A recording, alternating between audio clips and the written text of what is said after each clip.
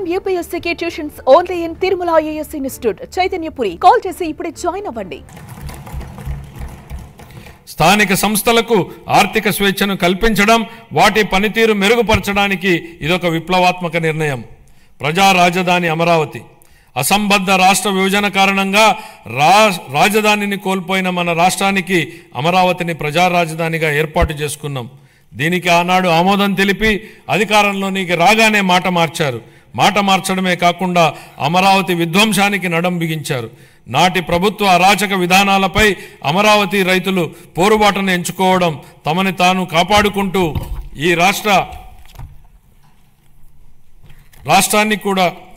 రాజధానిని కూడా కాపాడుకునేలా అమరావతి రైతులు చేసిన పోరాటాన్ని ఈ సందర్భంగా గుర్తు చేస్తున్నా అధ్యక్ష. తిరిగి రాష్ట్ర ప్రజల ఆకాంక్షలకు అనుగుణంగా రాజధాని పనులను పెద్ద ఎత్తున చేపట్టేందుకు సిద్ధంగా ఉన్నామని చెప్పడానికి సంతోషిస్తున్నాను అధ్యక్ష. రాజధాని అనేది ఓ ప్రాంతం కోసం కాదు, రాష్ట్ర అభివృద్ధి కోసం దోహదం చేసే గ్రోత్ ఇంజన్గా అమరావతిని తీర్చిదిద్దాలనేదే మా ప్రభుత్వ లక్ష్యం. మహారాష్ట్ర అభివృద్ధికి ముంబై ఎంత కీలకమో, తెలంగాణ అభివృద్ధికి హైదరాబాద్ ఎంత ముఖ్యమో, మన రాష్ట్ర ఆర్థిక వ్యవస్థను ముందుకు తీసుకెళ్లడానికి అమరావతి నిర్మాణం కూడా అంతే అవసరం. గౌరవనీయ ప్రధానమంత్రి శ్రీ నరేంద్ర మోడీ గారి సహకారంతో ప్రపంచ స్థాయి మౌలిక సదుపాయాలు, పెట్టుబడులు మరియు ఉపాధి అవకాశాలను కల్పించడం ద్వారా అమరావతిని ముంబై మరియు హైదరాబాద్లతో సరితూగే ఆర్థిక శక్తిగా అభివృద్ధి చేయడానికి మా ప్రభుత్వం కృషి చేస్తోంది. అమరావతిని విధ్వంసం చేసేందుకు నాటి పాలకులు చెప్పిన మాటలను ఈ సందర్భంగా గుర్తు చేయాలనుకుంటున్న అధ్యక్ష. రాజధాని నిర్మాణం కోసం అంత డబ్బులు ఇవ్వలేం కాబట్టి 3 రాజధానులు ఏర్పాటు అన్నారు. ఇవాళ మేం రాజధాని పనుల నిర్మాణం కోసం బడ్జెట్ నుంచి ₹1 కూడా కేటాయించలేదు అధ్యక్ష. కానీ రాజధాని పనులు ప్రారంభం కాబోతున్నాయి. మా ముఖ్యమంత్రి గారు చెప్పిన విధంగా అమరావతి సెల్ఫ్ సస్టైనబుల్ ప్రాజెక్ట్ అని నిరూపితమైంది. తనకు తానే ఆర్థిక వనరులు సంపాదించుకునే ప్రాజెక్ట్ అమరావతి అని కళ్ల ముందు కనపడుతోంది.